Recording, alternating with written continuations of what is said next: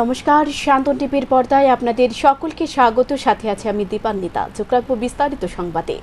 পহেলগাঁও হামলার তদন্তভার হাতে নিল জাতীয় তদন্তকারী সংস্থা বা এনআইএ। রবিবার সকালে সরকারিভাবে তদন্তভার গ্রহণ করেছে এনআইএ। তবে জাতীয় তদন্তকারী সংস্থার আধিকারিকরা আগে ঘটনাস্থলে গিয়ে সরজমিনে পরিস্থিতি খতিয়ে দেখে এসেছেন। প্রাথমিকভাবে তদন্ত প্রক্রিয়াও শুরু হয়ে গিয়েছে। পহেলগাঁও হামলার পর একাধিক প্রশ্ন মাথাচাড়া দিয়ে উঠেছে। কিভাবে হামলা, কোন পথে পালালো জঙ্গিরা, কোন গোপন অ্যাপের মাধ্যমে সংকেত আদান প্রদান, স্থানীয় কেউ যুক্ত ছিল কিনা, এত বড় ঘটনা সেনাবাহিনী এবং গোয়েন্দা বিভাগের চোখে ধুলো দিয়ে কিভাবে সবটাই খতিয়ে দেখবে এনআইএ। এখনো পর্যন্ত জানা গিয়েছে মঙ্গলবার দুপুরে বৈশরণ ভ্যালি রিসোর্টে হামলা চালায় 4 জন। তার মধ্যে 2 জন পাকিস্তানি, বাকি 2 জন কাশ্মীরের বাসিন্দা। 4 জনের স্কেচও প্রকাশ হয়েছে। এর বাইরে আর কারা যুক্ত সেটাও খতিয়ে দেখা হবে। মুম্বাই ইডি দপ্তরের গভীর রাতে বিধ্বংসী আগুন লেগেছে। দমকলের 12টি ইঞ্জিন ঘটনাস্থলে কাজ করছে। আগুন নিয়ন্ত্রণে এলেও এখনও ধোঁয়া রয়েছে। দপ্তরে মজুদ বহু নথিপত্র পুড়ে গিয়েছে বলে মনে করা হচ্ছে, যদিও হতাহতের কোনো খবর মেলেনি। উল্লেখ্য, মুম্বাই ইডির এই দপ্তরে পাঞ্জাব ন্যাশনাল ব্যাংকের আর্থিক তছরুপের ঘটনায় অভিযুক্ত মেহুল চোকসি, নীরব মোদীদের মামলা তদন্ত চলছে। ভারতে বিতস্তা নদীর জল ছাড়ার পাকিস্তানি একাংশে বন্যা পরিস্থিতি তৈরি হয়েছে। পাক অধিকৃত কাশ্মীরের বিস্তীর্ণ অংশ জলমগ্ন। সেখানে জরুরি অবস্থা জারি করেছে স্থানীয় প্রশাসন। সাধারণ মানুষকে নদী ধার থেকে নিরাপদ দূরত্বে সরিয়ে নিয়ে যাওয়া হয়েছে। অভিযোগ, কোনো পূর্ব ঘোষণা ছাড়াই উড়ি বাঁধের জল ছেড়েছে ভারত। এর ফলে প্রস্তুতির সময় পাওয়া যায়নি। ভারতের এই পদক্ষেপকে জল সন্ত্রাস বলে উল্লেখ করেছে পাক কর্তৃপক্ষ। এখনো পর্যন্ত এই বিষয়ে ভারতের কোনো বক্তব্য পাওয়া যায়নি। সিন্ধু জলবন্টন চুক্তির শর্ত অনুসারে ভারত বা পাকিস্তান কেউ বাঁধের জল ছাড়তে চাইলে নির্দিষ্ট সময় হাতে রেখে অপর পক্ষকে সতর্ক করতে হবে। আগে থেকে না জানিয়ে বাঁধের জল ছাড়া চুক্তির শর্ত লঙ্ঘনের সমান। ভারতের বিরুদ্ধেও এক্ষেত্রে সেই অভিযোগ করেছে পাক সরকার। কিন্তু কিছুদিন আগে সিন্ধু চুক্তি স্থগিত করার কথা জানিয়েছে ভারত। জম্মু কাশ্মীরের পহেলগাঁওয়ে পর্যটকের উপর জঙ্গি হামলার ঘটনার পর পাকিস্তানের বিরুদ্ধে এই পদক্ষেপ করা হয়েছে। ফলে এখন এই চুক্তির শর্ত মেনে চলার দায় নেই ভারতের, মনে করছেন বিশেষজ্ঞরা। পাকিস্তানি রেঞ্জারদের হেফাজতে রয়েছে বিএসএফ কনস্টেবল পূর্ণম কুমার সাউ। এর মধ্যে 3 বার পাকিস্তানি রেঞ্জারদের সঙ্গে বৈঠকে বসেছে বিএসএফ। তবে রফা সূত্র এখনও অধরা। সূত্রে খবর, বিএসএফ এর অনুরোধ সত্ত্বেও পাকিস্তান পূর্ণমকে ফেরত পাঠাতে নারাজ। এই আবাহে রেশোরা থেকে পাঠানকোট যাচ্ছে পূর্ণমের অন্তঃসত্ত্বা। পহেলগাঁওয়ে গত মঙ্গলবার জঙ্গি হামলায় প্রাণ গিয়েছে 26 জনের। এই ঘটনার মদত দেওয়ার অভিযোগ উঠছে পাকিস্তানের বিরুদ্ধে। দুদেশের টানাপোড়েনের মধ্যে বুধবার ভুল করে সীমান্ত পেরিয়ে পাকিস্তান ভূখণ্ডে প্রবেশ করে পূর্ণম। তাকে আটক করে পাক রেঞ্জার। তারপরে পাকিস্তানি রেঞ্জারদের সঙ্গে 3 বার ফ্ল্যাগ মিটিং করেছে বিএসএফ। যদিও তারপরেও পূর্ণমকে মুক্তি দেয়নি পাকিস্তান। এমনিতেই সীমান্ত রক্ষীদের ভুল করে নিয়ন্ত্রণ রেখা পার হওয়ার ঘটনা নতুন নয়। 2 তরফে বাহিনীর বৈঠকের পরে তাদের মুক্তিও দেওয়া হয়। কিন্তু বর্তমান পরিস্থিতিতে পাকিস্তান পূর্ণমকে মুক্তি দিতে অস্বীকার করছে। সূত্রের খবর, তাদের তরফে জানানো হয়েছে এই যুবকের বিষয়ে তাদের হাতে কোনো তথ্য নেই। এই ঘটনার পরে ভারত পাক নিয়ন্ত্রণ রেখার উচ্চ সতর্কতা জারি করেছে বিএসএফ। ওই জওয়ানকে ফেরার বিষয়ে সব রকমের চেষ্টা চলছে তাদের তরফে। পাকিস্তানি রেঞ্জারদের সঙ্গে কমান্ডারদের স্তরের বৈঠক করার অনুরোধ জানিয়েছে বিএসএফ। সূত্রের খবর, শীঘ্রই বৈঠকে বসতে পারেন দুদেশের সীমান্ত রক্ষা বাহিনীর কমান্ডার স্তরের আধিকারিকেরা।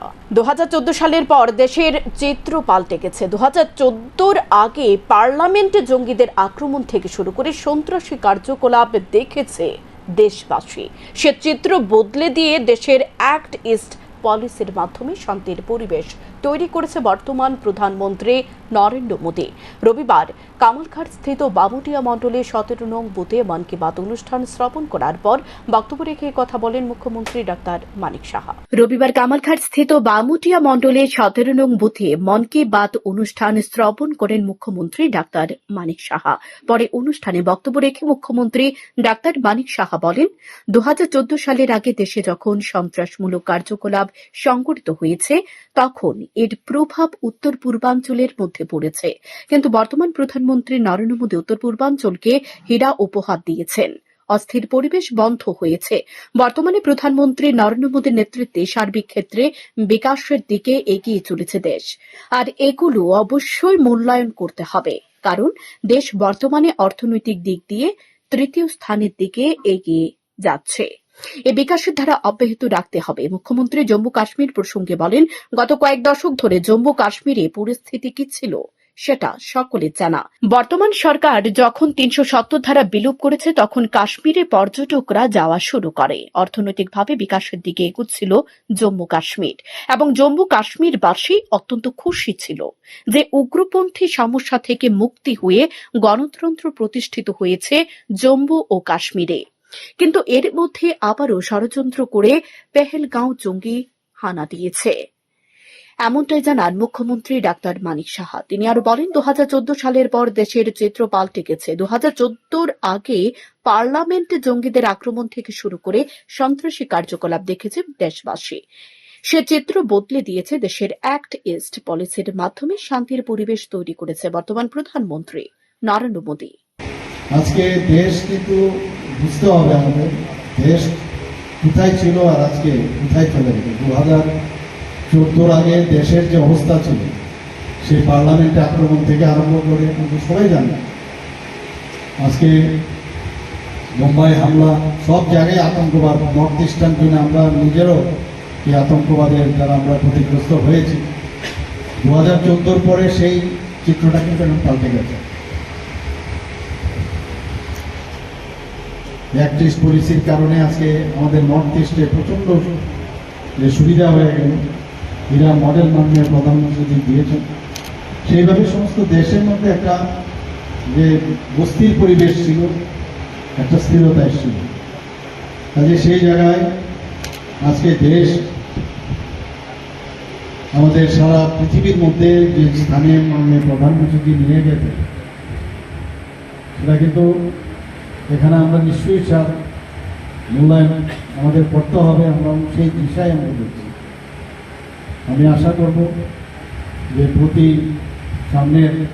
মাসের শেষ রোববারে এই ধরনের যে অনুষ্ঠান, মন কি বাত অনুষ্ঠানের মাধ্যমে মাননীয় প্রধানমন্ত্রীজি যেমন সব জানা অজানা তথ্য আমাদের সামনে রাখেন, যেগুলো আমাদের এই একদম ছোট্ট বামুটিয়া কেন্দ্র থেকে নিশ্চয়ই আমরা এগুলো আমরা চিন্তাও করতে পারি, কিন্তু আজকে প্রযুক্তির মাধ্যমে আমরা কিন্তু অনেক কিছু দেখতে পাই, এবং দেখার মাধ্যমে উনি আমাদের দেখান, এবং আমাদের আগামী দিন কি করা উচিত। আমি সব জায়গায় একটা কথাই বলি যে মাননীয় প্রধানমন্ত্রী যেভাবে মন কি বাত অনুষ্ঠান, উনি সমস্ত মানুষের সাথে একটা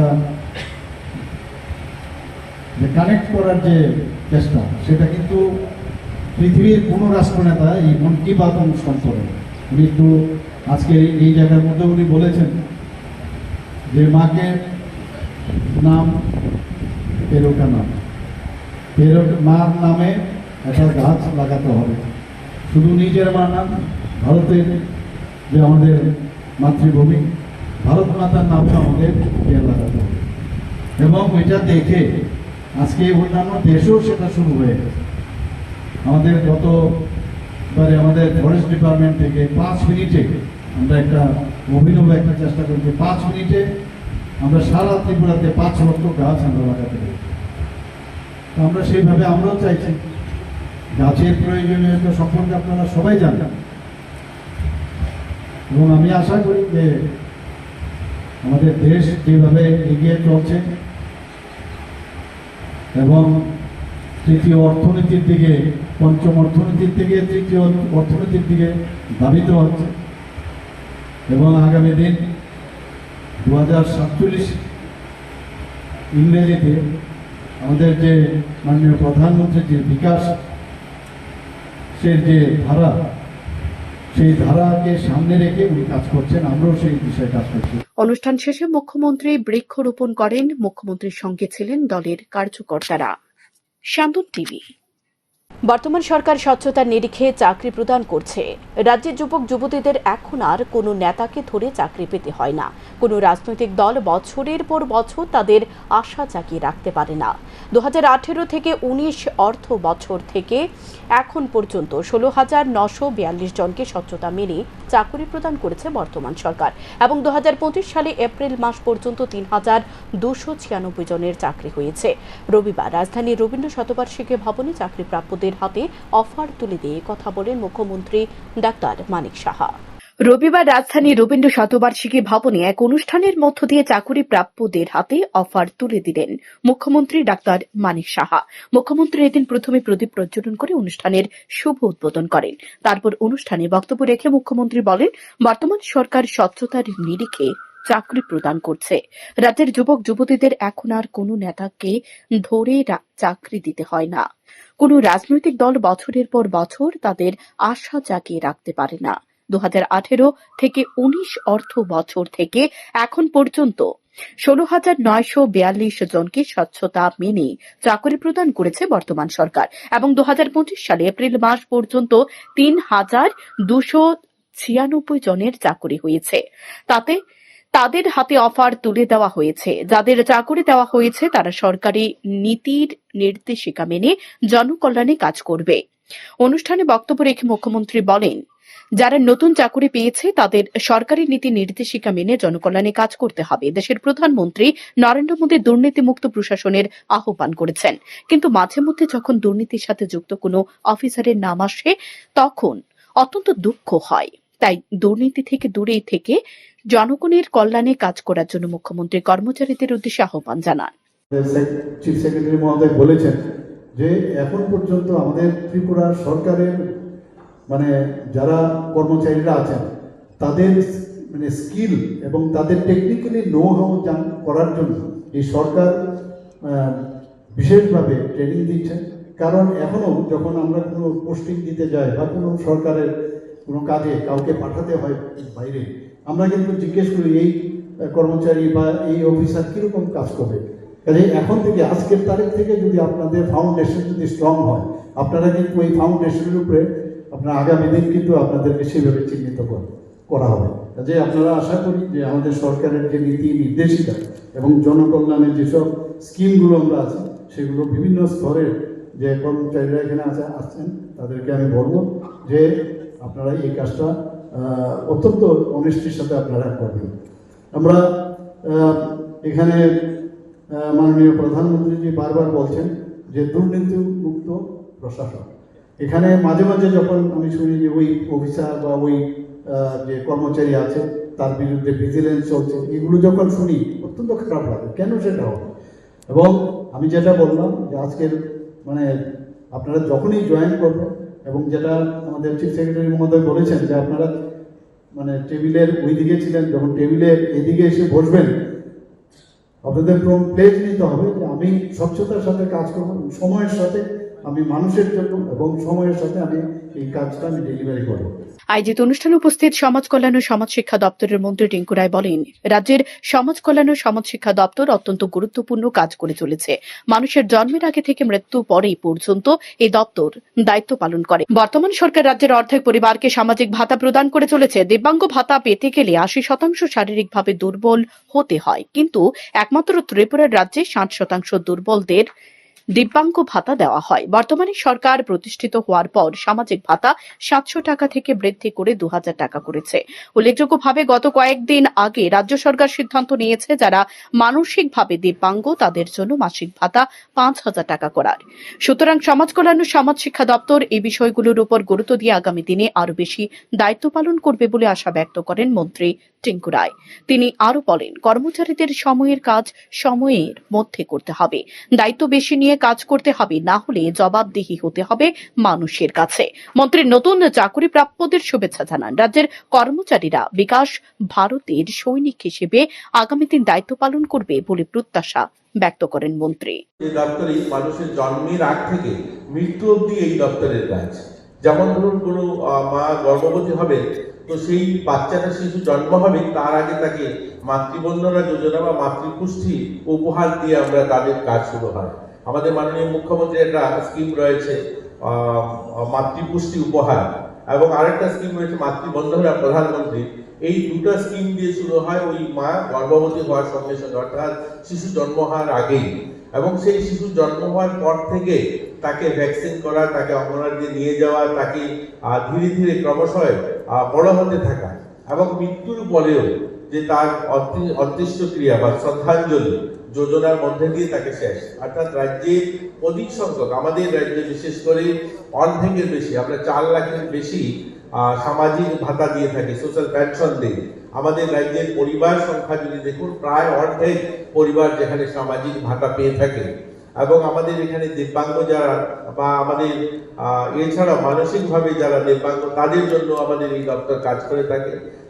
আইসিডিএস দপ্তরে যারা সিডিপিও বা আইসিডিএস সুপারভাইজার যারা নিয়োগ হবে, তাদের জন্য একটা বড় মানুষের জন্য কাজ করা, শুধু গিভেন টেক নয় যে আপনি সার্ভিস দেবেন আর বেতন পাবেন, এরকম নয়।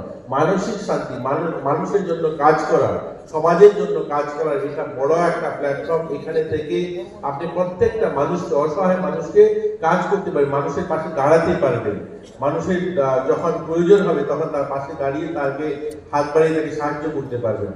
অর্থাৎ তার জীবনকে আপনি কোনো না কোনো ভাবে স্পর্শ করতে পারবেন, এরকম একটা দপ্তর।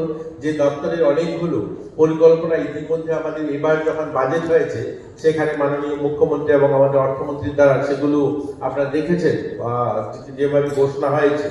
যে সমস্ত পরিবার, আমাদের অন্তোদয় পরিবারে যে সমস্ত কন্যা সন্তানের জন্ম হয়, তাদের জন্য নতুন করে 50,000 টাকা ফিক্সড ডিপোজিট করা, এগুলো আমাদের এই দপ্তর সিদ্ধান্ত নিয়েছে। আয়োজিত অনুষ্ঠানে এছাড়া উপস্থিত ছিলেন মন্ত্রী শুক্লাচরণ নোয়াতিয়া। এদিন মোট 479 জনের হাতে চাকরির অফার তুলে দেওয়া হয়। শামদুল টিভি। তেলিয়ামুড়া থানার অন্তর্গত শান্তিনগর এলাকায় শনিবার সন্ধ্যায় রহস্যজনকভাবে অগ্নিদগ্ধ হয়ে মৃত্যু হয় দীপান্বিতা সরকার পাল নামে এক গৃহবধূর। মৃতার বাবা সংবাদ মাধ্যমের মুখোমুখি হয়ে অভিযোগ করেন, ওনার মেয়েকে স্বামী এবং শ্বশুর বাড়ির লোকজন পরিকল্পিতভাবে আগুনে পুড়িয়ে হত্যা করেছে। পুলিশ গ্রেপ্তার করেছে মৃতার স্বামীকে। আনুমানিক 1.5 বছর পূর্বে তেলিয়ামুড়ার বাম নেতা হিসেবে পরিচিত তপন পালের ছেলে তন্ময় পালের সাথে সামাজিকভাবে বিয়ে হয় আগরতলার দীপান্বিতা সরকার পালের। বিয়ের পর প্রথম দিকে সংসার ঠিকঠাক চলে। তাদের বর্তমানে 10 মাসের এক সন্তান রয়েছে। বিগত 7 মাস আগে থেকে তাদের সংসারে শুরু হয় অশান্তি। দীপান্বিতা সরকার পালের বাবা জানান, 7 মাস পূর্বে তিনি জানতে পারেন মেয়ে দীপান্বিতা সরকার পালের স্বামী তন্ময় পাল একই এলাকার অপর এক মহিলার সাথে অবৈধ সম্পর্কে লিপ্ত। এ নিয়ে তাদের সংসারে অশান্তি হতো। তন্ময়ের মা বাবা তন্ময়কে মদত দিয়ে যেত। 15 দিন পূর্বে তন্ময়ের স্ত্রী দীপান্বিতা সরকার পাল আগরতলা বাপের বাড়িতে চলে আসে। এর মধ্যে শুক্রবার রাতে তন্ময় শ্বশুর বাড়িতে উপস্থিত হয়। রাতের বেলায় তন্ময়ের ছেলেকে ডাক্তার দেখানো হয়। ডাক্তার ছেলেকে বহিরাজ্যে নিয়ে যাওয়ার পরামর্শ দেন। তারপর শনিবার সকালে তন্ময় স্ত্রী ও ছেলেকে নিয়ে বাড়িতে চলে যায়। দীপান্বিতা সরকার পাল ছেলের ভবিষ্যতের কথা চিন্তা করে স্বামীর সাথে স্বামীর বাড়িতে যায়। শনিবার সন্ধ্যায় দীপান্বিতা সরকার পাল বাপের বাড়িতে মোবাইলে কল করে মাকে জানায়, স্বামী তন্ময় পাল, ননদ মন্টি পাল, শ্বশুর তপন পাল পরিকল্পনা করেছে তাঁকে আগুন দিয়ে পুড়িয়ে হত্যা করার। তার থেকে ঠিক 15 থেকে 20 মিনিট পর দীপান্বিতা সরকার পালের শ্বশুর দীপান্বিতা সরকার পালের পিতাকে ফোন করে জানায়, দীপান্বিতা সরকার পাল নিজ ঘরে অগ্নিদগ্ধ হয়েছে। সাথে সাথে তিনি স্ত্রীকে নিয়ে তেলিয়ামুড়া মহকুমা হাসপাতালে ছুটে যান। তিনি অভিযোগ করেন, ওনার মেয়েকে আগুন দিয়ে পুড়িয়ে হত্যা করা হয়েছে। আমার মেয়ে ছিল আমার এখানে, গিয়া তন্ময় পাল তার আমার মেয়ের জামাই গিয়া আজকে তারা সকালবেলা আসছে, মানে আপনার বাড়ি থেকে? আমার বাড়ি থেকে। তো জামাই মানুষ গেছে তার লোক তো ভদ্র ব্যবহারই করছি, বুঝছেন না। আর এফআইআর এর ব্যাপারটা যে মানে পরকীয়ার ব্যাপারটা যে কইছেন, এটা আজকের থেকে 7 মাস আগে আমি শুনছি। আমি তো আমার জিয়ের বুকটার দিকে আমি চাই, আমি কিছু কইতে পারি না, আমি বুঝাইতেছি যে আমার যেটা আমি কামাইটানি গড়াই এমন মানুষ তো চাই না একটা সংসার ভাঙতে। আমি বাবু এই জিনিসটা পারুম, আরে বহুত বুঝাইছি। আপনার মেয়ে জমাই কিন্তু আজকেতে সন্ধ্যা 6টার সময় আমার ঘরে ফোন করছে, 6:20 সময় ফোন করে কইছে আমার মেয়ে ফোন করে ওর মার সঙ্গে কথা কইছে, মা এরা বাপের পুতে কইতেছে বাপ পুত্র ওরা বাইরে যাবো গা, মানে আমার নাতিটা সব বাইরে যাবো কর্তিকা ফাগুন লাগাই মেরে নেবো। তার 20 থেকে 15 মিনিট পরে আমার ছেলেটার বাপে তন্ময় ফেলার বাপে তখন ফাল আমার ফোন করে আপনার মেয়ের বোধ আগুন লাগাই দিছে, আমরা হেন তাড়াতাড়ি। আরে কি কোন আমি কোন রাস্তা থেকে, আমি একটু গরিব মানুষ, একটু টমটম চালাই হয়, এই কথা শুনলে তো আর কিচ্ছু নাই, আমি দৌড়াই এনে আইসি। মায়েরা লাইছে আপনি নিজে বুঝেন না। 6টার সময় ফোন করছে আমার মেয়ে যে হ্যাঁ বাপ পুতে কইতাছে বাপ পুত্র ওটা করতে বাইরে যাবো গা, তোর আগুন লাগাই মেরলাম। তার 10 মিনিট পরে আমার ফোন করে তখন বলে যে আমার মেয়ে আগুন লাগাই দিছে। কে মারছে মানে কি, এমন নিশ্চয় মারা কেউ মারতে পারে না। এদিকে দীপান্বিত সরকার পালের মা তেলিয়ামুড়া থানার সামনে কান্না করতে করতে চিৎকার করে অভিযোগ করেন উনার মেয়েকে পরিকল্পনা করে হত্যা করা হয়েছে। যথারীতি তেলিয়ামুড়া থানার পুলিশ মৃতার স্বামীকে গ্রেপ্তার করে থানায় নিয়ে যায়।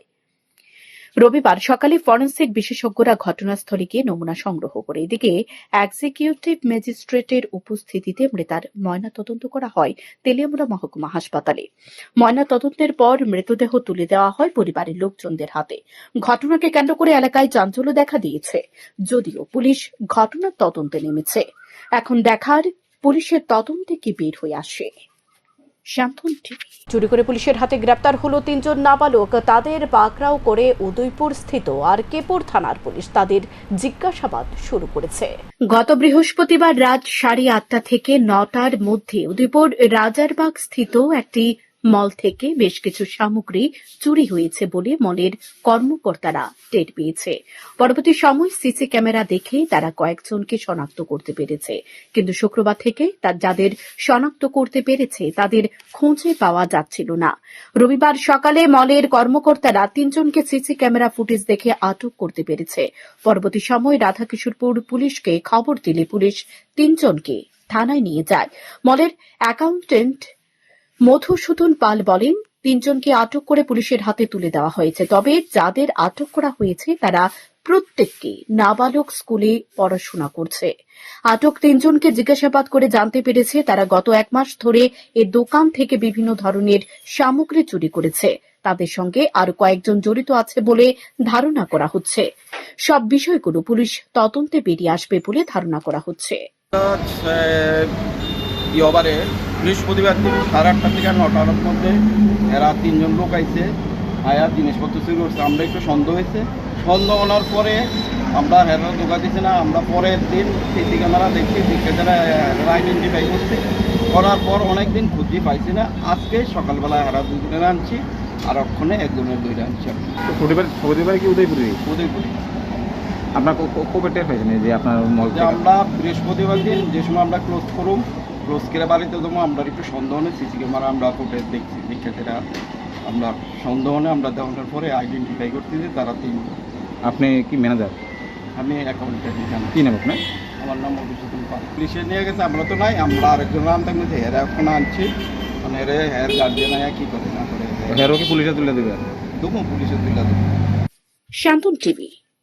স্কুটি ও বাইকের সংঘর্ষে আহত 2 যুবক। ঘটনা রবিবার দুপুরে বিশ্রামগঞ্জ মোটর স্ট্যান্ডের সামনে 8 নং জাতীয় সড়কে। প্রত্যক্ষদর্শীরা জানায় 2 যুবক তাদের TR070-4991 নম্বরের স্কুটি নিয়ে বিশ্রামগঞ্জ বাজারের দিকে যাওয়ার সময় রাস্তার পাশে দাঁড় করানো TR07H8975 নম্বরের একটি বাইকের পেছনে সজোরে ধাক্কা দেয়। তারপর স্কুটি চালক ও তার সঙ্গে থাকা অপর যুবক জাতীয় সড়কে ছিটকে পড়ে যায়। প্রত্যক্ষদর্শীরা খবর দেয় বিশ্রামগঞ্জ দমকল কর্মীদের। দমকল কর্মীরা ঘটনাস্থলে ছুটে এসে আহত 2 যুবককে বিশ্রামগঞ্জ প্রাথমিক স্বাস্থ্য কেন্দ্রে নিয়ে যায়।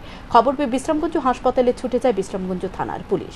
স্কুটিতে থাকা আহত 2 যুবকের নাম নেবাস দেববর্মা, বয়স 18, বাড়ি রংমালা, এবং অপর যুবকের নাম বয়ক দেববর্মা, বয়স 18। বিশ্রামগঞ্জ প্রাথমিক স্বাস্থ্য কেন্দ্রে চলছে আহত 2 যুবকের চিকিৎসা। ফায়ার স্টেশন থেকে একটা কল পাইছে কিছুক্ষণ আগে, বাইকে স্কুটি অ্যাক্সিডেন্ট হয়েছে। একজন মোটামুটি ইঞ্জুরি আছে পার্সন, নাম হয়েছে বিভাস দেববর্মা, 18 বছর। মোটামুটি ভালোই ইঞ্জুরি হয়েছে। অ্যাক্সিডেন্টটা বিশ্রামগঞ্জ স্টেশনে, বাইক আর স্কুটি, বিশ্রামগঞ্জ হসপিটালে। 4টি বানর ও গোয়েল সাপ মেরে পালিয়ে যাওয়ার সময় আটক 2 যুবক। ঘটনা ফটিকরায়ের কাঞ্চনবাড়ির তরুণীনগর মালাকার পাড়ায়। ঘটনার বিবরণী জানা যায়, স্থানীয় কিছু লোক 4 যুবক বানরকে নির্মমভাবে হত্যা করে বস্তায় বস্তায় ঢুকিয়ে নিয়ে যাওয়ার সময় আটক করে, কিন্তু 2 জন ঘটনাস্থল থেকে পালিয়ে যায়। পরে তাদেরকে বনকর্মীদের হাতে তুলে দেওয়া হয়। ধৃত যুবকদের বিরুদ্ধে অভিযোগ, তারা প্রতিনিয়ত এলাকায় এই ধরনের বেআইনি কার্যকলাপ সংঘটিত করে চলেছে। কুম্ভ নিদ্রায় মগ্ন ছিল বনকর্মীরা, কিন্তু সচেতন নাগরিক তাদের আটক করতে সক্ষম হয়। তাদের এই ধরনের অমানবিক কার্যকলাপের বিরুদ্ধে কঠোর শাস্তির দাবি করে স্থানীয়রা। বন আইন অনুযায়ী যে কোনো ধরনের বন্যপ্রাণী হত্যা দণ্ডনীয় অপরাধ। সকলের উচিত বন্যপ্রাণী সংরক্ষণের জন্য আরও সচেতন হওয়া এবং এ ধরনের অন্যায় কর্মকাণ্ডের বিরুদ্ধে সোচ্চার থাকা। একই সঙ্গে প্রশাসনের উচিত অপরাধীদের বিরুদ্ধে যথাযথ আইনি ব্যবস্থা গ্রহণ করে ভবিষ্যতে এ ধরনের ঘটনার পুনরাবৃত্তি রোধ করা।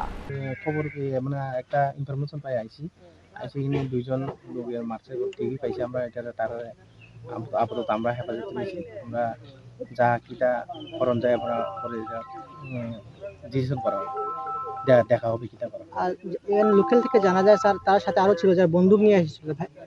এটা তো আমরা পাইছি না এখানে মেন জায়গাতে, কিন্তু এটা পরে যাওন যাবে কিভাবে এটা করছে, কিভাবে তারা এটা করছে পরে। ঠিক আছে, ধন্যবাদ। কাশ্মীরি পেহেলগাঁও এলাকায় হাজার হাজার পর্যটক যায়। সেখানে আইন শৃঙ্খলা ও নিরাপত্তা সম্পূর্ণ দায়িত্ব কেন্দ্রীয় সরকারের। পেহেলগাঁও এলাকায় পর্যাপ্ত নিরাপত্তা ব্যবস্থা থাকার কথা, কিন্তু ঘটনার দিন সেখানে একজনও নিরাপত্তা রক্ষী ছিল না। সেখানে ত্রিস্তরীয় নিরাপত্তা ব্যবস্থা থাকার কথা, কিন্তু সেখানে কোনো ধরনের নিরাপত্তা রক্ষী না থাকা সন্দেহজনক। ঘটনার দিন সেখানে কেন কোনো ধরনের নিরাপত্তা রক্ষী ছিল না? পেহেলগাঁওয়ের ঘটনায় দায় ভারত সরকারকে নিতে হবে। রবিবার প্রদেশ কংগ্রেস ভবনে সাংবাদিক সম্মেলন করে এই কথা বলেন প্রাক্তন প্রদেশ কংগ্রেস সভাপতি পীযূষ কান্তি বিশ্বাস। তিনি আরো বলেন, দেশে একের পর এক ঘটনা ঘটেছে। একদিকে পেহেলগাঁও ঘটনা, অপরদিকে দেশের সংবিধানের উপর আক্রমণ। কিছুদিন পূর্বে দেখা গেছে সুপ্রিম কোর্ট তামিলনাড়ুর রাজ্যপাল ও রাষ্ট্রপতি সম্পর্কে কতগুলো নির্দেশিকা জারি করেছে।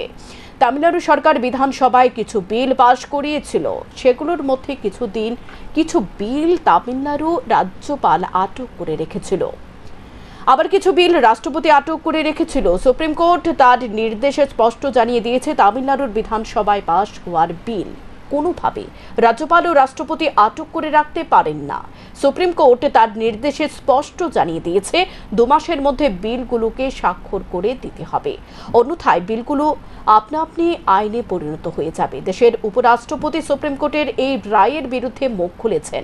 তিনি হয়তো দেশের সংবিধানের কথা ভুলে গেছেন বলে জানান প্রদেশ কংগ্রেসের প্রাক্তন সভাপতি পীযূষ কান্তি বিশ্বাস। আপনারা জানেন ওই এরিয়া একটা এক্সট্রিমিস্ট প্রোন এরিয়া। ওখানে হাজার হাজার টুরিস্ট সেখানে যায়। এটা ভারত সরকারের ডিউটি। কাশ্মীর আপনারা জানেন কেন্দ্রশাসিত অঞ্চল, সেখানে সমস্ত ল অ্যান্ড অর্ডার, সিকিউরিটি সব কিছুর দায়িত্ব কেন্দ্রীয় সরকারের। সেখানে পর্যাপ্ত সিকিউরিটি দেওয়ার কথা, কিন্তু যেদিন ঘটনা ঘটেছে সেই দিন সেখানে একজন সিকিউরিটি ছিল। অথচ এখানে ত্রিস্তরীয় সিকিউরিটি থাকার কথা, এই যে না থাকা, এটা সন্দেহজনক, সন্দেহের বাতাবরণ সৃষ্টি হচ্ছে। আমাদের প্রাক্তন সেনাপ্রধান শঙ্কর রায়চৌধুরী উনি প্রেসের সম্মুখীন হয়েছিলেন। উনি এই প্রশ্ন করে তুলেছেন যে কাশ্মীরের মতন জায়গায় যেখানে ঘটনাটা ঘটেছে, সেখানে যেখানে ত্রিস্তরীয় সিকিউরিটি থাকার কথা, সেখানে কেন সেই দিন সিকিউরিটি ছিল না। এবং উনি বলেছেন এটা সেন্ট্রাল এজেন্সি, মানে কেন্দ্রীয় সরকার, আর্মি, সিকিউরিটি সমস্ত এজেন্সিগুলি ফেল করেছে, ব্যর্থ। আজকে ভারত সরকার এই ঘটনার জন্য দায় ভারত সরকারকে নিতে হবে, নরেন্দ্র মোদী নিতে হবে। অপরাধের আগ্রা যেন বিশালগড় উত্তরে রাউতখোলা। জানা যায় টাকারজোলা থানা এলাকা থেকে চুরি যাওয়া বাইক উদ্ধার হয় বিশালগড় উত্তর রাউতখোলার নুরুল হকের বাড়ি থেকে। 3 দিন আগে টাকারজোলা থানাধীন অমরেন্দ্রনগরের এলাকায় ডিয়াম জমাতিয়ার এই বাইকটি চুরি যায়। রবিবার সকালে পুলিশের গোয়েন্দা শাখা তৎপরতায় বিশালগড় থানার পুলিশ এই বাইকটি উদ্ধার করে, কিন্তু নুরুল হকের ছেলে অভিযুক্ত রাজীব পলাতক। তার বিরুদ্ধে বহু অভিযোগ রয়েছে পুলিশের কাছে। পুলিশ বাইকটি প্রকৃত মালিকের হাতে তুলে দেওয়ার জন্য প্রস্তুত নিচ্ছে। এখন দেখার বিষয় অভিযুক্ত চোরকে পুলিশ জালে তুলতে সক্ষম হয় কিনা। এলাকাবাসীর ধারণা অভিযুক্ত চোরের সাথে জড়িত রয়েছে স্থানীয় কিছু যুবক, সুতরাং বাকিটা তদন্ত সাপেক্ষ। কান্তমণিপাড়া কখন চুরি হয়েছিল বাইকটা? 24 তারিখ 25 তারিখ রাত্রে। কোথায় থেকে চুরি হয়েছিল বাইকটা? টাকারজোলা পিএসের আন্ডারে কান্তমণিপাড়া। আচ্ছা, এটা কি কোন জায়গাতে, বাড়িতে নাকি কোনো মেলা টেলা? একটা অনুষ্ঠান, মেলাটা কি মেলা এন্ট্রি করার পর কোথায় যেটা এন্ট্রি করছিলেন? আমরা টাকারজোলা পিএসএ আন্ডারে করার পরে তারা ইয়ে করছি, ইনভেস্টিগেশন করছি, বাস তারা পাইছি, আমরা জানাইছি, আমরা বিশালগড় থানাতে আয়ার কমিউনিকেশন পাইছি। তারা আজকে কোথায় থেকে উদ্ধার করছে বাইকটা? বাইকটা থানাওয়ালা কইছিল ওই রাওয়াট খোলার এই ফারাকটার ঘর থেকে আনছি। ঘর থেকে আনছে। এটা কি নাম্বার পাওয়া গেছিল বাইকটা? না না, এখনো পাওয়া গেছে। যার বাইকটা, ওর নাম কি? ওনারের নাম কি? ওনারের নাম তো জ্যাম জমাতিয়া। জ্যাম জমাতিয়া। বাইকটা তো 25 তারিখে হারাইছি, আজকে কত তারিখ? 27 তারিখ। ওই তো 48 ঘন্টার মধ্যে পাই। গোপন খবরের ভিত্তিতে 4 জন বাংলাদেশি নাগরিক আটক হলো আগরতলা রেল স্টেশন থেকে। ধৃতদের নাম মোহাম্মদ জিয়া, বাড়ি বাংলাদেশ জামালপুর এলাকায়; জমিরুল ইসলাম, বাড়ি বাংলাদেশ পঞ্চগড়; দিলওয়ার হোসেন, বাড়ি বাংলাদেশ শরীয়তপুর; জহিরুল ইসলাম, বাড়ি বাংলাদেশ ঢাকা। তারা বেআইনিভাবে সীমান্ত ডিঙ্গিয়ে ভারতে প্রবেশ করেছে। শনিবার আগরতলা রেল স্টেশন থেকে তারা রাজ্যের বাইরে পাড়ি দেওয়ার চেষ্টা করছে। জিআরপি পুলিশের কাছে অগ্রিম খবর পৌঁছার পর জিআরপি এবং গোয়েন্দা শাখাকে নিয়ে অভিযান শুরু করে আগরতলা রেল স্টেশন। তারপর তারা রেল স্টেশনে আসতে তাদের আটক করা হয়। তাদের প্রাথমিক জিজ্ঞাসাবাদে পুলিশ জানতে পেরেছে তারা চেন্নাই এবং বেঙ্গালুরুর উদ্দেশ্যে রওনা হওয়ার চেষ্টা করছিল। তাদের বিরুদ্ধে নির্দিষ্ট ধারা অনুযায়ী মামলা নিয়ে আগরতলা সরকারি রেল থানার পুলিশ আগরতলা রেল স্টেশনে একটা জয়েন্ট অপারেশন করা হয়, যার মধ্যে আগরতলা জিআরপি এবং আগরতলা আরপিএফ। তো এখানে আমরা 4 জন বাংলাদেশি নাগরিককে গ্রেপ্তার করা হয়। অ্যাকচুয়ালি তারা ইলিগালিভাবে বর্ডার ক্রস করে আমাদের আগরতলা রেল স্টেশনে আসে। তো আমরা গতকালকেই ওনাদের এগেনস্টে আমাদের আগরতলা জিআরপি থানাতে একটা মামলা নেই, যার মধ্যে বিএনএস অ্যাক্ট এবং ফরেনার অ্যাক্ট এবং আইবিবি অ্যাক্ট আছে। তো আজকে আমরা ওনাদেরকে মহামান্য আদালতে প্রেরণ করছি এবং তাদের কাছ থেকে কিছু স্মার্ট মোবাইল ফোন পাওয়া গেছে, কিছু ডকুমেন্ট পাওয়া গেছে এবং কিছু ইন্ডিয়ান কারেন্সি। তো আমরা মোবাইলগুলি বিশেষ করে খতিয়ে দেখছি যে এগুলির মধ্যে আর কোনো মানে কারোর সঙ্গে কোনো কমিউনিকেশন হয়েছে কিনা ইলিগালিভাবে, এবং কে বা কারা তাদের মানে হেল্প করছে বা শেল্টার দিচ্ছে আশাতে, এবং যে বর্ডার ক্রস করেছে। তো আমরা অবশ্যই তাদের আইডেন্টিফাই করে তাদের এগেনস্টে মানে লফুল অ্যাকশন নেব। তারা কোথায় থেকে কোথায় যাওয়ার উদ্দেশ্যে? তারা তো অ্যাকচুয়ালি প্রাথমিকভাবে বলছে যে এখানে তো 4 জন আছে, তো 4 জনের মধ্যে 2 জন বলছে যে চেন্নাই হয়ে ব্যাঙ্গালোর যাবে, আর বাকি 2 জন ওনারা ব্যাঙ্গালোর যাবে।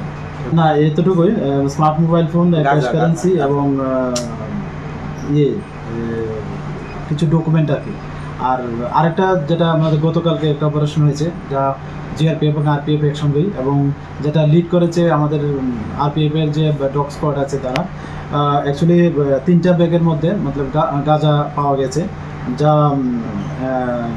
19টা প্যাকেট, এবং যা ওজন করলে দেখা গেল মানে 36 কেজি ড্রাই গাঞ্জা। তো এগুলির আনুমানিক মূল্য হবে 15,000 টাকা। যদি আমরা ডেস্টিনেশন প্রাইস ধরি তো 5,40,000-এর মতো হয়। আর এটা জাস্ট প্রায় টু ডিপারচার দেওঘর যে এক্সপ্রেস আছে আমাদের আগরতলা থেকে যেটা যায়, এটা যাওয়ার আগ মুহূর্তে আমরা এগুলি রিকভার করি। জহর বালমঞ্চ হল 7 বছর থেকে 18 বছর বয়সী শিশুদের জন্য গঠিত একটি সংগঠন। এই সংগঠনের নামকরণ করা হয়েছে ভারতের প্রথম প্রধানমন্ত্রী পণ্ডিত জওহরলাল নেহেরুর সম্মানে। জহর বাল মঞ্চ রাজ্য সংগঠনের পক্ষ থেকে রবিবার আগরতলা প্রেস ক্লাবে রাজ্য স্তরের শিশু শিবিরের আয়োজন করে। উক্ত শিবিরে উপস্থিত ছিলেন Jawahar Bal Manch national coordinator Tripura incharge Manoj Kumar Dutta, Pradesh Congress সভাপতি আশিস কুমার সহ অন্যান্যরা। এই অনুষ্ঠানে শিশুরা তাদের বিভিন্ন ধরনের নৃত্য, সঙ্গীত, শৈলী প্রদর্শন করে। পরবর্তীতে বিজয়ীদের হাতে পুরস্কার তুলে দেন অতিথিরা। আমাদের রাজ্যের প্রভারী মনোজ দত্তজি এখানে এসেছেন।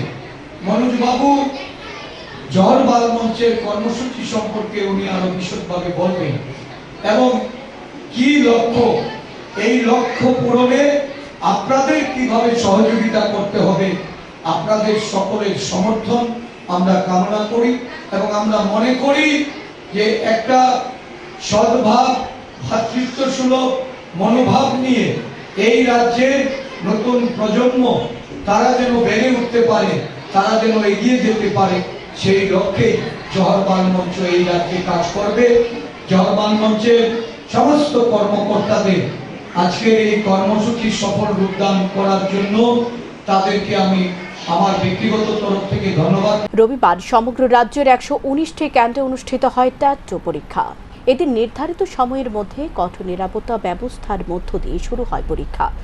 টিচার রিক্রুটমেন্ট বোর্ডের চেয়ারম্যান ডক্টর প্রত্যুষ রঞ্জন দেব জানায়, রাজ্যের 8টি জেলায় 119টি কেন্দ্রে এদিন ট্যাট পরীক্ষা অনুষ্ঠিত হয়। পরীক্ষা বসার জন্য আবেদন করেছিল 35,148 জন। পরীক্ষার্থীদের আগাম জানিয়ে দেওয়া হয়েছে 10টার মধ্যে পরীক্ষা কেন্দ্রে উপস্থিত হওয়ার জন্য। 11টা বাজার সাথে সাথে সকল পরীক্ষার্থী কেন্দ্রের গেট বন্ধ করে দেওয়া হয়েছে।